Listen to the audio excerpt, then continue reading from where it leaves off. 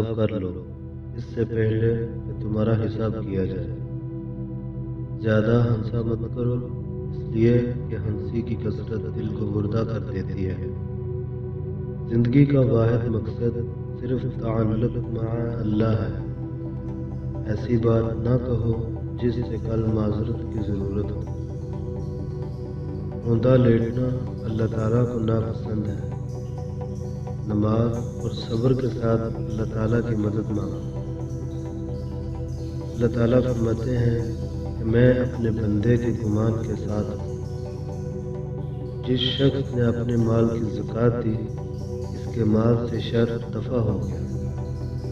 اپنے کھانے میں حلال کا اہتمام کرو، تمہاری دعائیں قبول ہونے لگیں گی۔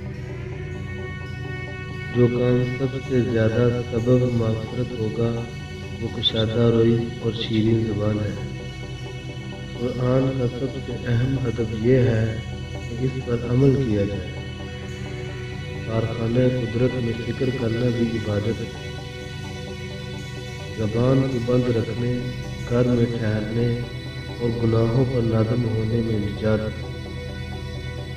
مشکل ایک ایسا عذر ہے جسے تاریخ کبھی تسلیم نہیں کرتی۔ دنیا دارالعمل ہے، لہذا کسی چھوٹی نیکی کرنے میں بھی سستی نہ کیجیے۔ تمام صحابہ کرام رضی اللہ عنہم معیار حق ہے اور ہمارے ایمان کا حصہ ہے۔ قوم پھسل جائے تو پھسلنے دو، مگر زبان نہ پھسلنے دو۔